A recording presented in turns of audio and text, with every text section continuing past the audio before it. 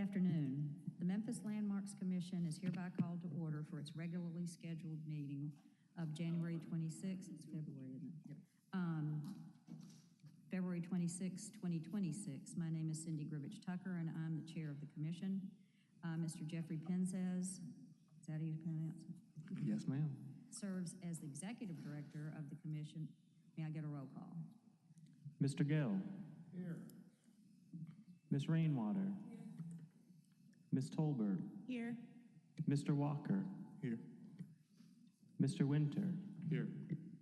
And Chair Tucker. Here. We have a quorum. Thank you.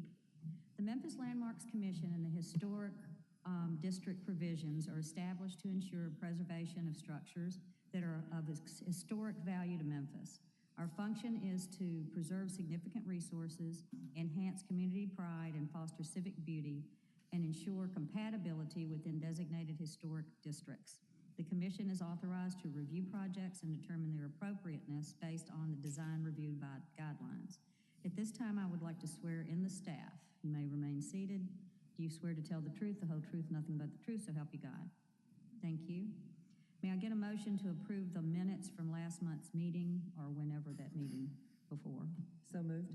May I have a second? Second. All those in favor signify by saying aye. Aye. Opposed? Motion passes. Mr. Secretary, please provide us a secretary's report if there is one, and then explain the procedure for this meeting.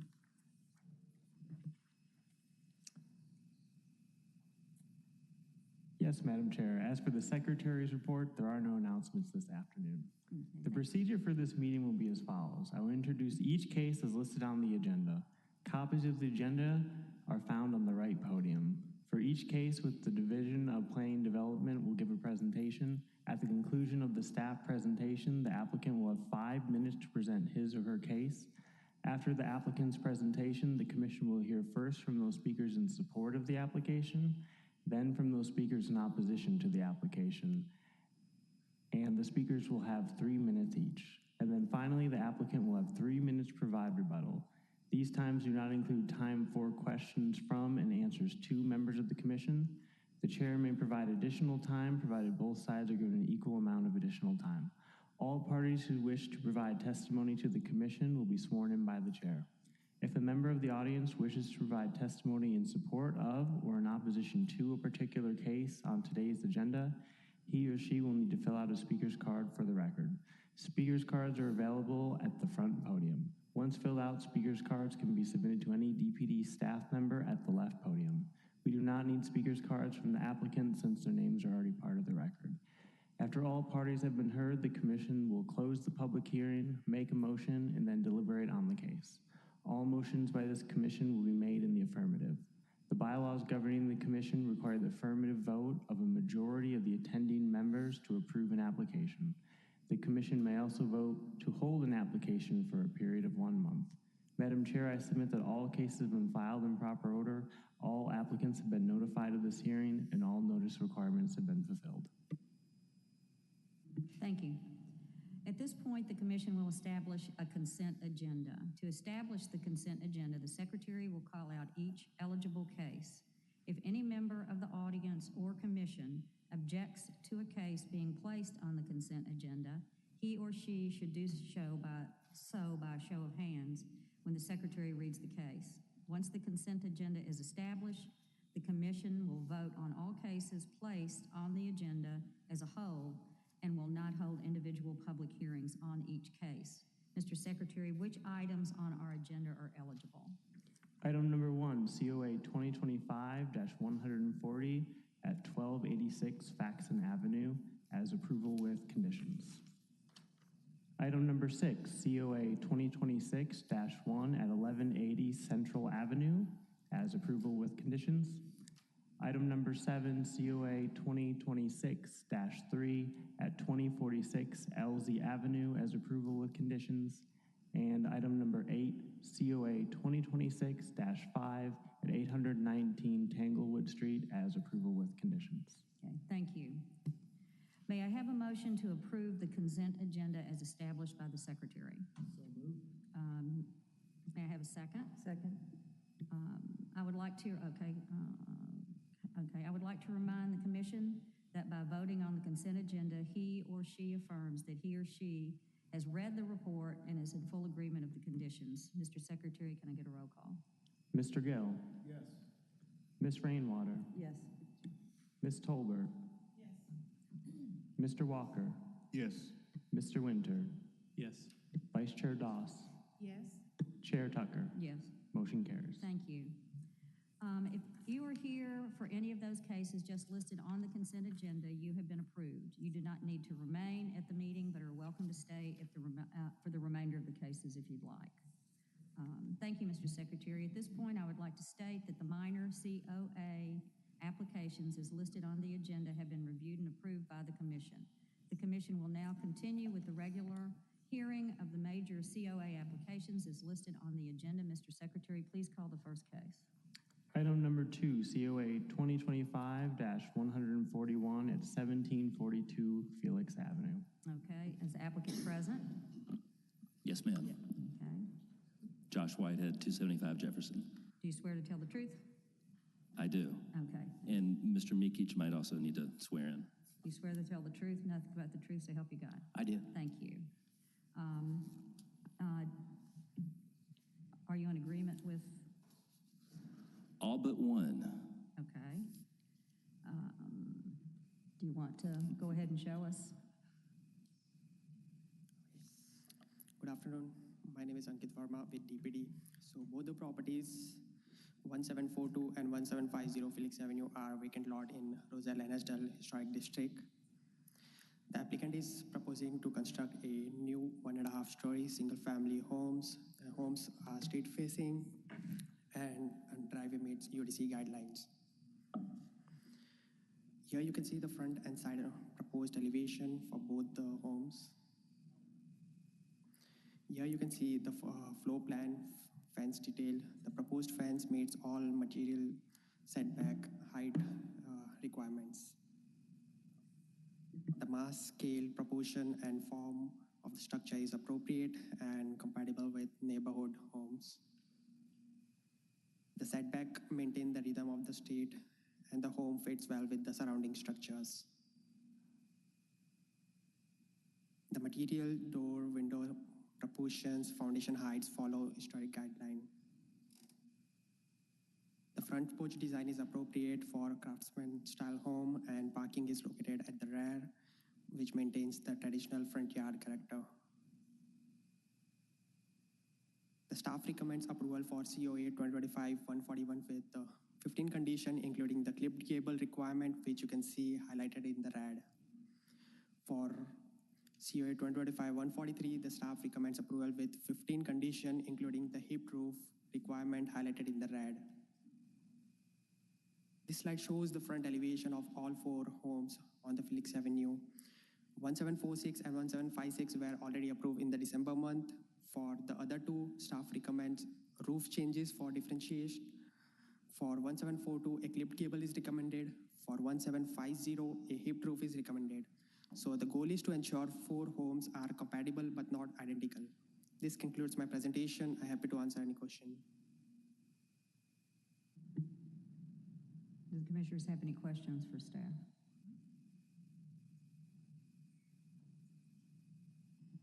Just for clarification, address 1750, the hip roof is for the main roof and not the gabled in on the projection.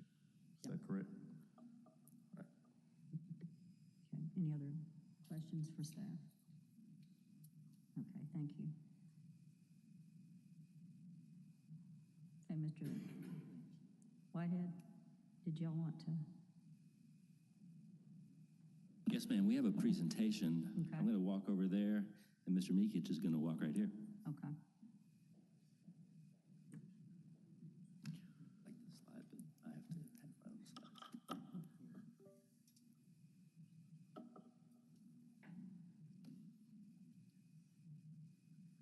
D. Here we go.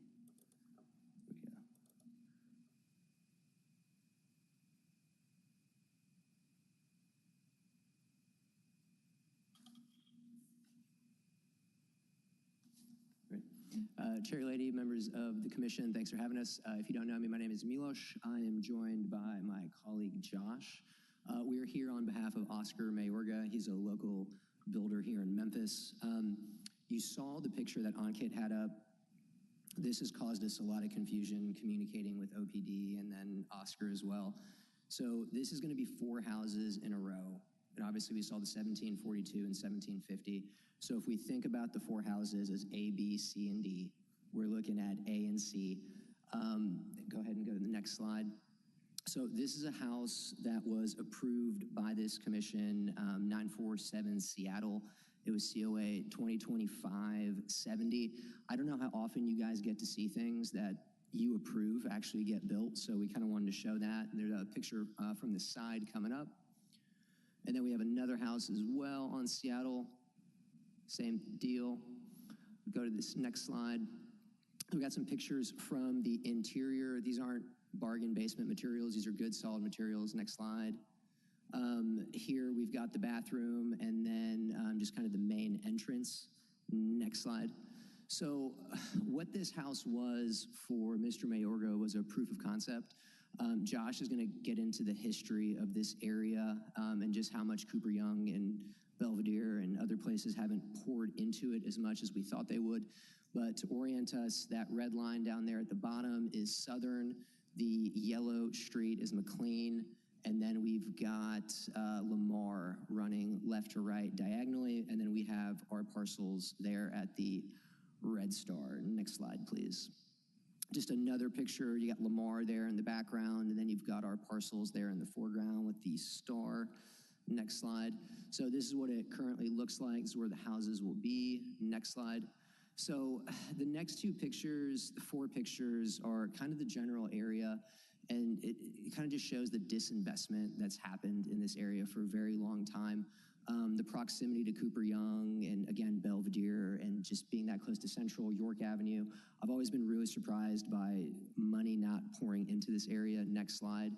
Here's another house. This, unfortunately, is kind of a pretty common site on that side of McLean. Next slide. So what you see here is you're looking south on Seattle, which is the street over from Felix. Next slide.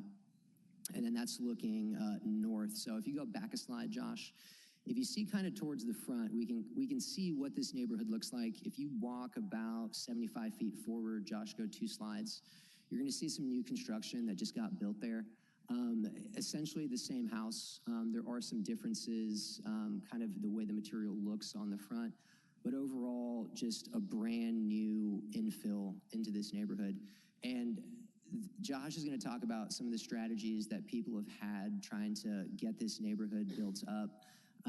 But it hasn't quite worked out, and it just looks like Mr. Mayorga has figured out a way to be able to infill this neighborhood and gain momentum to build this back up, to make it look really nice. And just, again, that I keep saying momentum, but just driving other builders to come in here and build houses as well. That's really what he's looking to do. And to kind of get into the historical aspect specifically of just the size of the houses and whatnot, we're going to have Josh take over. Thank you, Mr. Mikic and Madam Chair.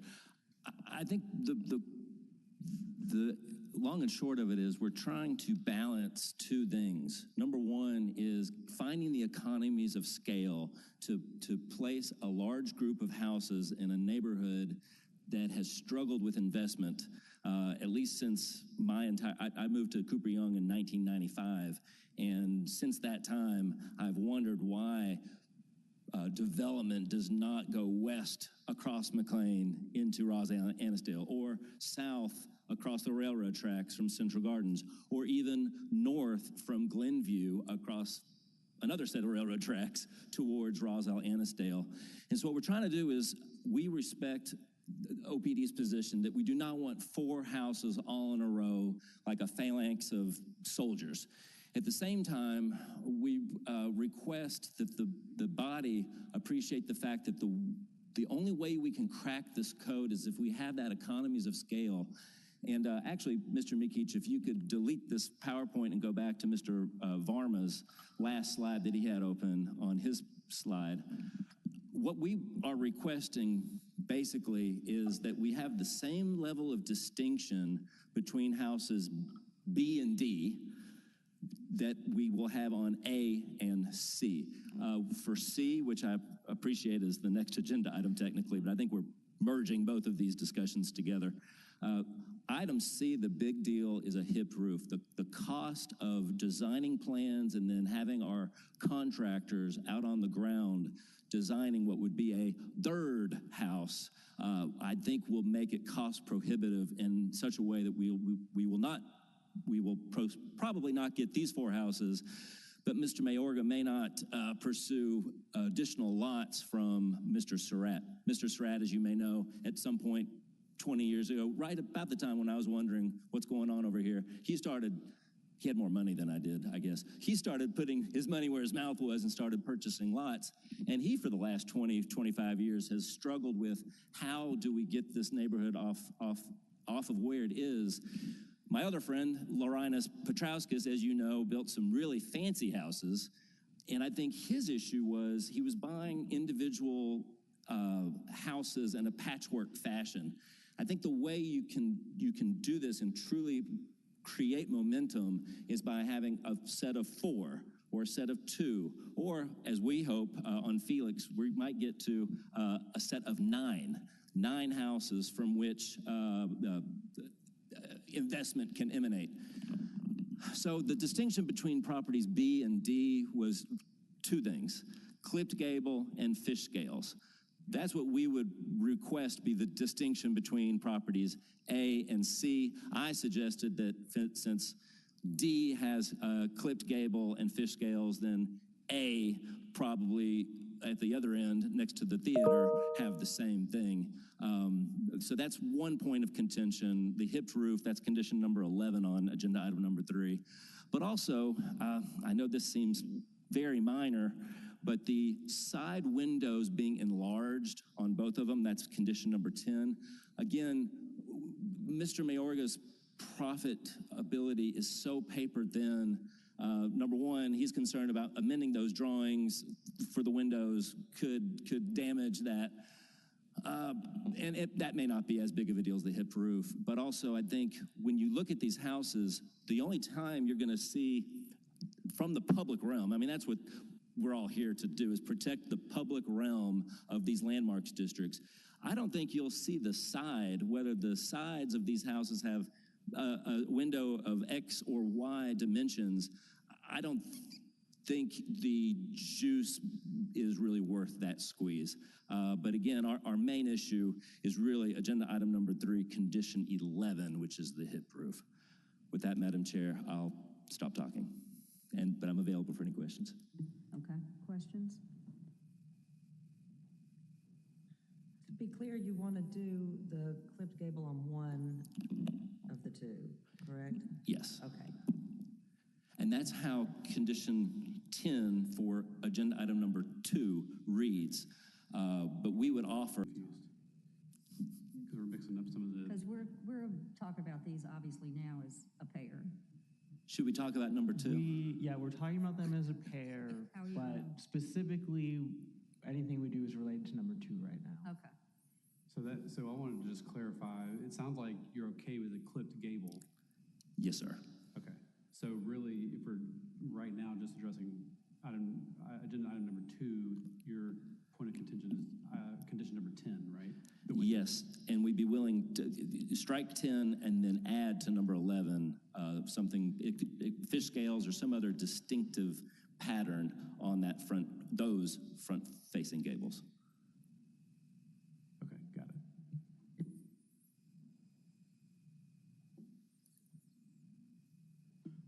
Okay.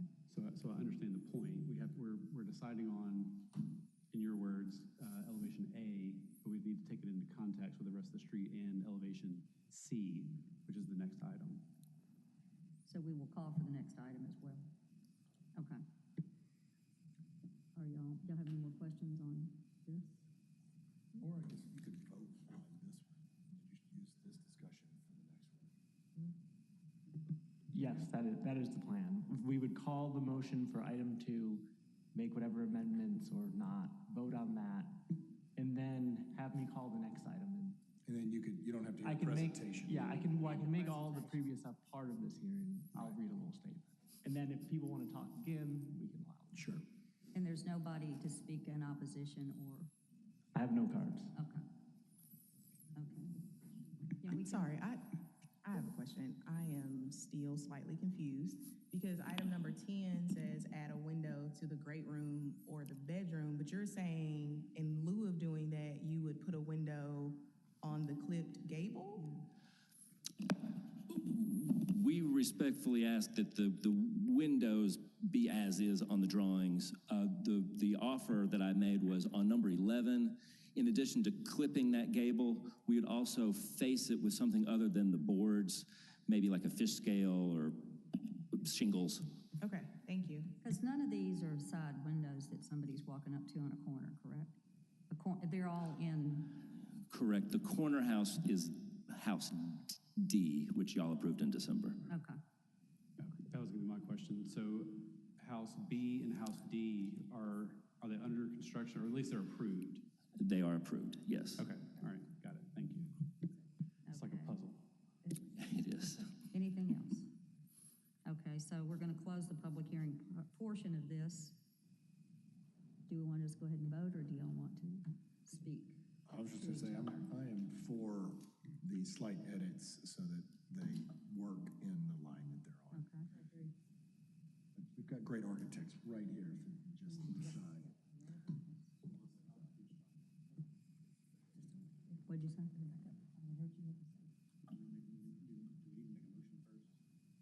Yeah. I'll make a motion to approve item number 2, 1742 Felix Avenue, with the conditions presented by staff. Second? Okay. Is there any discussion? No discussion, so we'll call for a vote? Or did you Well, want to no, say something? I just want to think through this real quick, Okay. because can we have the slide of the ABCD elevations, please? Because generally I agree. I think the windows are nice to have but not have to have. But I think we need to think through, if we're talking about elevation A at the moment, 1742.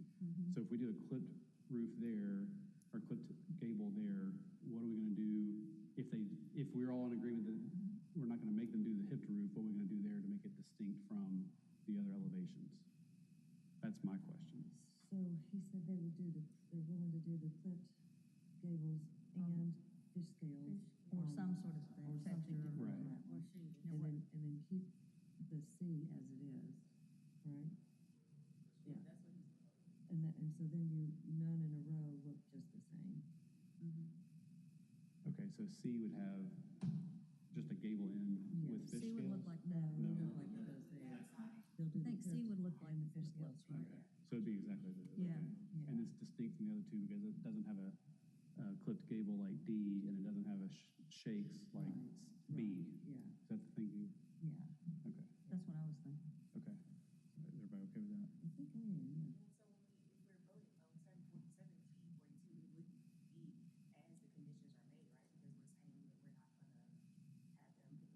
Yeah, we're gonna. Correct, I was gonna have that discussion too, just strike it. Yeah. We just need to make sure we make notes. We need to make sure we make notes to strike, or reword it, or strike what needs to be. So it sounds like, based on that discussion, that everyone is in agreement that we would strike condition number 10 and leave condition number 11, Correct. right? And then add in with number 11, add in that there'll be fish scales or Or another form of treatment. another form of Siding. further set that one forward, yeah. Okay. Okay. All right. All right. Jeffrey, do you have that? You got it? I said, do you want to repeat that, Mike? So, sure, so that sounds like what the discussion is, we would strike condition number 10, and modify and append item number 11 to say, and have the siding material shall be differentiated from lap siding, or something different than lap siding. Right? Do we have to get granular and say fish scale or shingles? I mean, you could leave it for the applicant to work with staff if you wanted, Yeah. unless you have something specific in mind. Well, I would also, maybe it should say different than lap siding or shakes, because that's what's next door. next to it. Right. So other than that, board and batten or fish scales or whatever the applicant desires. Understood. And without objection? Without objection. Y'all good? Okay. To call for a vote? You ready? Mr. Gill? Yes. Ms. Rainwater? Yes. Ms. Tolbert? Yes. Mr. Walker? Yes. Mr. Winter? Yes. Vice Chair Doss? Yes. And Chair Tucker? Yes. Motion carries. Okay, thank you. Okay, how do you want to handle the next one?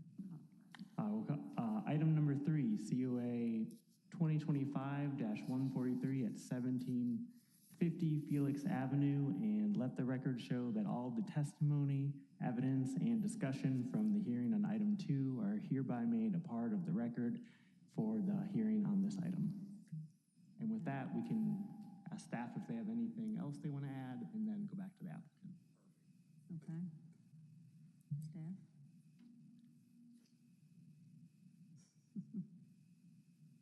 I guess, is there anything you'd like to add, or are you okay? I'm okay with this. Okay. Okay. Is there anything Mr. Whitehead would like to add? First of all, y'all have really good lawyers, because that's a new part of the speech. I think maybe if the commission would be willing to do, rather than striking condition 11, we have a condition that reads, a distinguishing siding from 1742, 1746, and 1756. So then it is not it's not the shingles, it's not the fish scales, it's a fourth, truly a fourth kind of siding.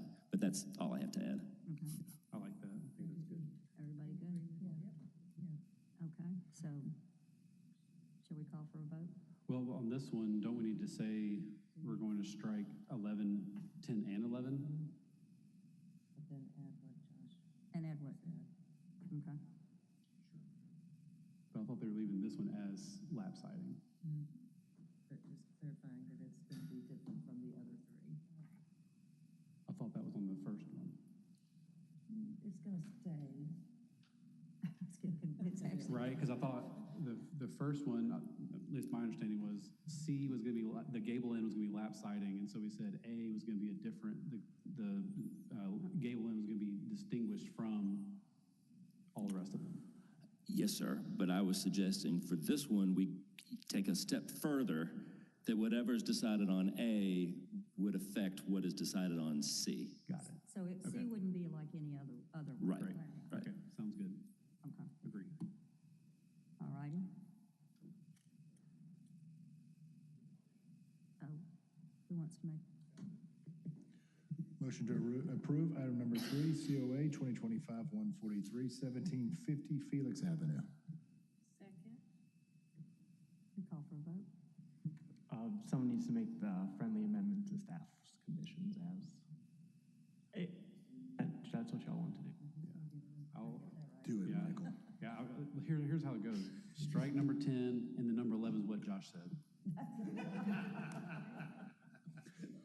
Fair enough. which is the gable end materials will be differentiated from the other 3 addresses. Thank you. Without objection? It shall look like no other. Perfect. That works. Thanks, Josh. Without objection? Without objection. Mr. Gale? Yes. Ms. Rainwater? Yes. Ms. Tolbert? Yes.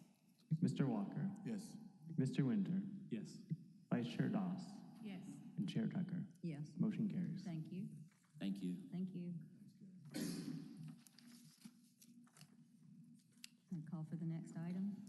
Item number 4, COA 2025-154 at 592 South McLean Boulevard. Okay, is the applicant present?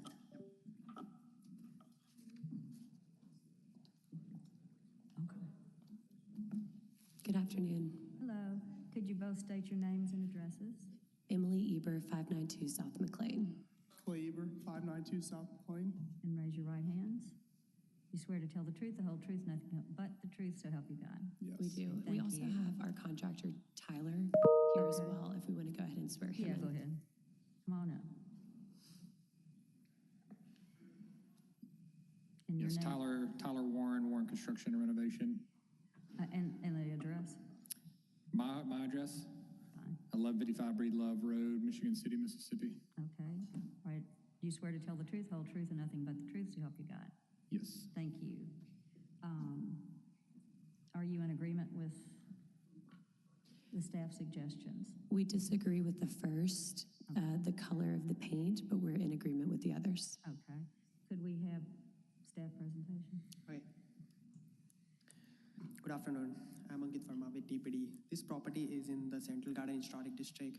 The applicant is asking to extend the front porch and paint the brick exterior. The house was damaged by a fire in March 2025, and the work is a part of the rebuilding. This photo shows the current condition of the brick. You can see the uneven brick color and patching from the fire and repair work.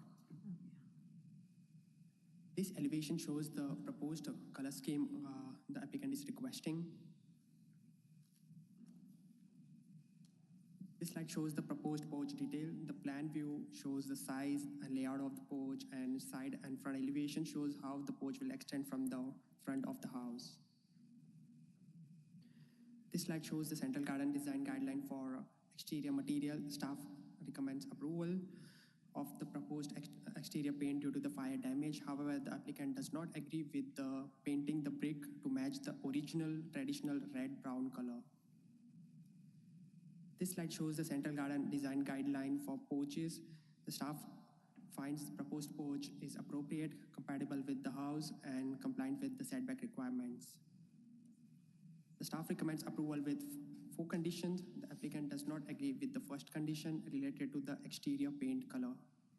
This concludes my presentation. I'm happy to answer any question. Thank you. Do you have questions for staff? I have a couple just quick questions. Is the brick currently unpainted? Yes. Why is the brick being proposed to be painted? So this is the original color of the paint. Okay, that's what I was wondering. Got it. Thank you. Any more questions for staff? No? Okay, thank you. Your turn. Great, thanks for having us this afternoon. I was down with the flu for a week last week, and so was my husband, so forgive my rasp. I'm Emily Eber, live at 592 South McLean. We moved to Memphis from Dallas, and my one stipulation was that we had to live in Midtown because I love Central Gardens, and I love the look of red brick and shutters and the character that comes with homes that were not built in the 80s and beyond. We're here today because almost a year ago, I was woken up at 2:30 in the morning to my house on fire on top of my head. We are not here to renovate an old house for the sake of painting brick. I am typically staunchly against the painting of red brick, again, which is why I live in Central Gardens and not out in East Memphis or beyond. But unfortunately, that's not the reality that we were handed. Again, extensive damage was done. Insurance really only kept the brick exterior. Everything else inside of the house, from roof to flooring in the basement, is new.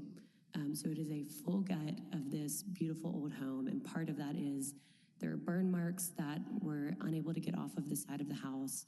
Brickwork had to be done to replace different pieces of the house, as you can see on the front, the back, and the sides.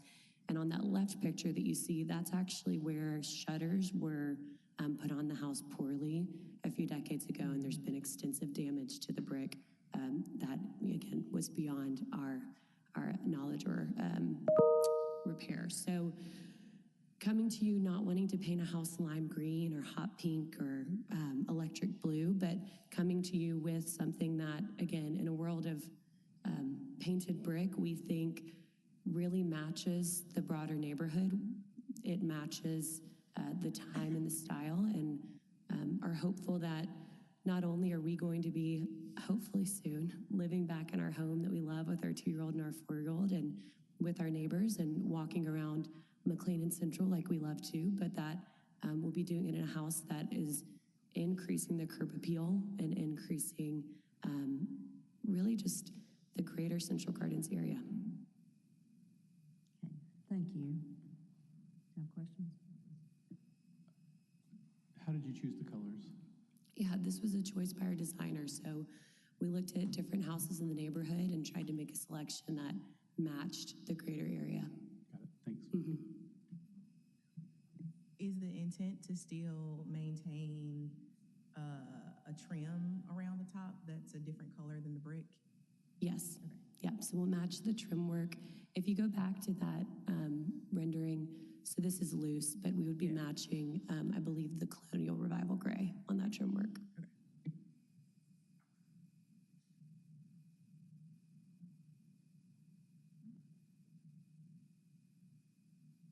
Okay. Questions? Questions? Okay. And did you want to add anything else? Or? No, I think the idea of painting our house a reddish brown does not sound super appealing, nor do we think it would look really good in the neighborhood, and our neighbors agree. Yeah, my comment that's on record somewhere is that I would like for my house to look like a home and not a municipal building, and that's what a red-brown, it looks like a Memphis Shelby County School building that you painted in the 90s instead of doing something else with, and so we don't believe that that would be a positive asset to the neighborhood. Okay. You're not living in this house right now? No, it's uninhabitable. Mm-hmm. Got it. Yes. So y'all are in a renovation now, or about to commence one? So the fire happened last March, and it took, Tyler can attest, months and months of demo and remediation, probably close to 6, just to be able to get everything out and pull everything down. So part of our issue is that our internal permits were hinging on this meeting as well because it's all wrapped up. We were really grateful we were able to separate those, and so our internal work has been able to continue. But there are no walls currently up in the inside, but electrical, plumbing, and HVAC has all been done, and hopefully we're wrapping that up soon. Were you living in it when the fire happened? Yes, yep, I woke up to fire. Oh my God. Okay. Thankfully our boys were not there, which is the win. I was hosting college girlfriends, so Clay and the boys were out in the burbs, but Right. I was, thankfully one of the girls was still awake and got us out before we woke up to a much We're glad you're scarier safe. circumstance. Yeah, for sure. Mm-hmm. Okay. Any other questions? Okay, let's close this public hearing of the case. Can I have a motion? You want me to do it? The motion to approve item number 4, COA 2025-154, 592 South McLean Boulevard, Central Gardens Historic District. Second. Okay, any discussion? I can just say I get it. Yeah. It's the reality of buying and owning the structure. That's it. You know, the Central Gardens guidelines just say that they would rather. It doesn't say you shall. And I think these colors are very neutral and attractive, and certainly not offensive. I think it would look better than the reddish brown. Yeah. And they're in line with the other houses. Yeah. On McLean, Belvedere, and Central. As far as I know, it's aligned with those colors. Yeah, I Yeah. think so. Anybody else? Okay, we'll call for a vote. Do we want to amend, can we pull up the conditions? What's the condition? I don't, Yeah. Should we paint it the traditional red brown? Oh, yes. Yeah, I'll make a There we go. friendly amendment to remove that condition. Okay. Just for the sake of being, clear, if this should come back up again with someone else, because everybody always likes to point out, oh, precedent, Yeah. we don't go by precedent. But I think the paint color should be in keeping with what they proposed, however you word that, with what they proposed. And Well, maybe we theirs can- is from major damage too. Yeah, I was gonna bring that up about precedent. This is, we can call this an act of God. Yeah. It's a unique condition. Yeah.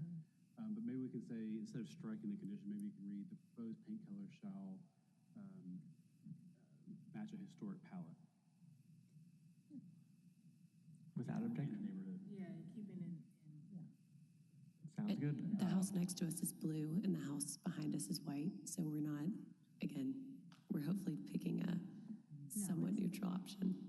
I think it's good as you can get. Yeah, the colors look really good. Thank you.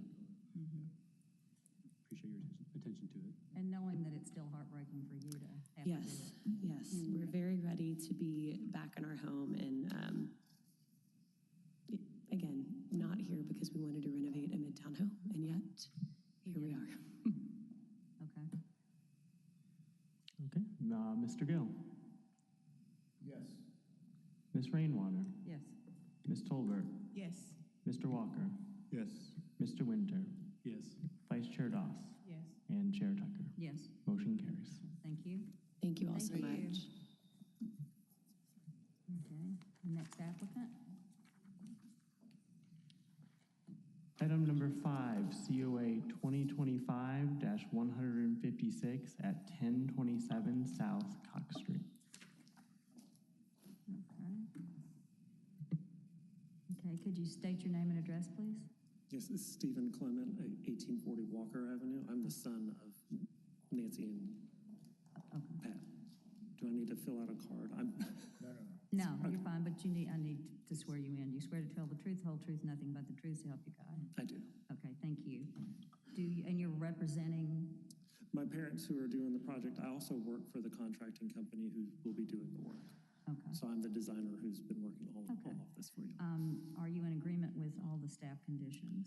We have all but number 5, which is adding a window to the garage. Okay, may we see the staff presentation first, please? Thank you, Madam Chair. Aisha Penzis with the Division of Planning and Development. Subject property is a one-story colonial revival influenced cottage built in 1905 or around the same time period. Applicant is proposing to build a new attached garage at the rear of the structure with a new curb cut and driveway and a new deck on the left side of the structure. These pictures show the existing condition of the structure. As you can see, the subject property is a corner lot and the proposed garage is facing Walker Avenue. It's going to be placed right over here at the rear of the structure. Plans and elevations provided by the staff, provided by the applicant, also show major changes to the roof line of the structure to accommodate the proposed garage addition and seamlessly blend the garage roof line to the existing structure. Site plan shows the proposed new deck, again on the left side of the property, and the new garage with a new curb cut from Walker Avenue and the existing curb cut to be closed off. Here is the right side elevation. This is the view from Walker Avenue. Here is the garage addition. This is the left elevation. You can see the proposed deck over here with again, the garage addition at the rear. And here is the west elevation, which is the correct rear elevation that is being proposed. This is the garage addition here. Proposed work adheres to Cooper-Young design guidelines requirements for non-habitable additions. However, the staff recommends 8 conditions to ensure the original characteristics of the structure adhere to the design guidelines and the Unified Development Code as well. And here we have the conditions. As Mr. Clement said, they did not agree with condition number 5, which requires 1 regular sized window to match the original windows to be added to the rear elevation. This concludes my presentation. I would be happy to answer any questions. Can we see where that rear? So this is the rear elevation, and we are recommending 1 regular sized window to be added to the garage addition. And their reasoning was that it would cause some security issues, and because this is a corner lot, this side of the structure will be visible from the street. Okay. Huh.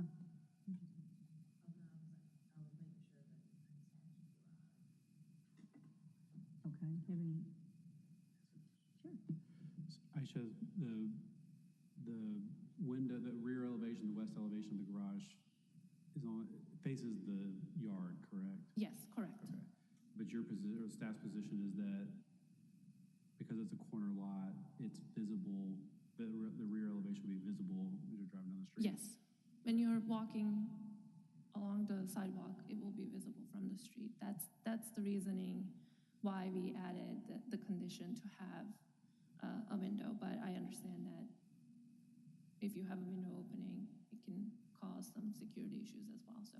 There's no fencing or anything that? There is fencing. How high is the fencing? Yeah. If you look at the site plan over here, there is an existing fence and where the existing curb cut is. And the applicant is going to retain the existing fencing around the property. So you can see the photos over here. But the fencing wouldn't be high enough to provide any cover. I believe the fence currently is about 6 feet tall. It's a 6-foot fence. A later project will be to replace the fence. You can see it's in somewhat disrepair. So we will be working on that as a separate project later, and we'll see what we can. I'm not sure what the codes are for that neighborhood as far as how high it can be. But there's an 8-foot in part of it, there's 6 in some, so we're trying to figure out what we can do to get this put back properly so that it all ties in. But the new fence will step back, if you look at that plan, and go down part way on the side of that house and then turn for the gate, because we're going to put the meter there to where the meter reader can come to it without going into the backyard and needing access back there. So it was all about trying to keep it more secure, more closed off in that area. It is South Cox and Walker, so I do live on Walker just down the street, so I'm familiar with the area. And this part is closer to the center of Cooper Young, where it seems to be a little bit more crime. Right now, they live in Texas, and they're moving here as their primary probably in the next 5 years. So we're trying to get everything ready for them to make the move to come up here. The question for you, Aisha. Do you have the text from the Central Garden, or excuse me, the Cooper Young guidelines? The text? Yes, I'm curious about, what the nuance of the guidelines say and if there's any leeway that we can still lean into. Well, here I copied the relevant language from the design guidelines here.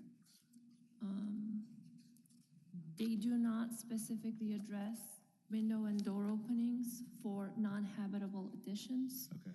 It's only addressing the location of the garages and other non-habitable additions.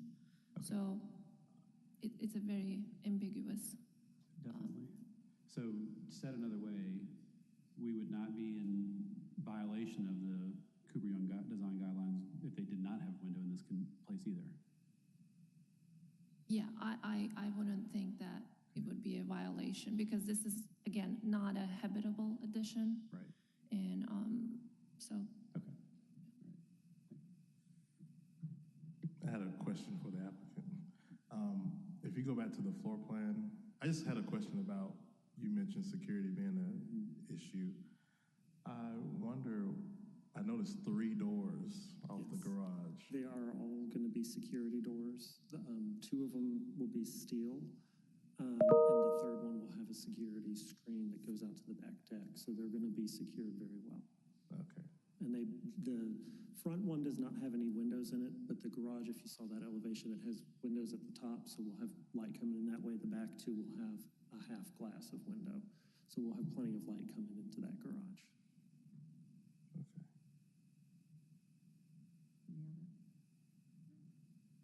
Any other questions? We good? Okay. Any opposition? Nobody's? Okay. All right. All right, let's close the public hearing and go for it.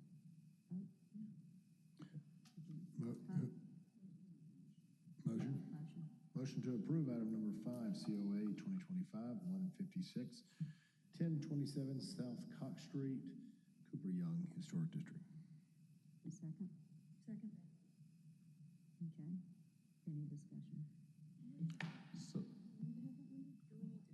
clarification, the request for a window is a staff request. It's not a guideline thing. Okay. Do we need to formally strike it? If we're gonna strike it, yeah. What do y'all think? Do y'all think it's necessary? I don't. I mean, I get it for security. Somebody, if there's a break through it or climbs through it, I mean, it does make sense. I get it. It does break that wall up. I see your reason for wanting it. It'd be more attractive. It would be more attractive. Could it be a false You, window? you could do a fake. Just close shutters and trim.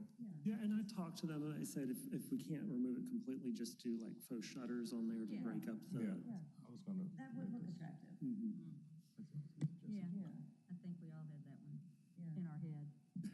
Do you want to?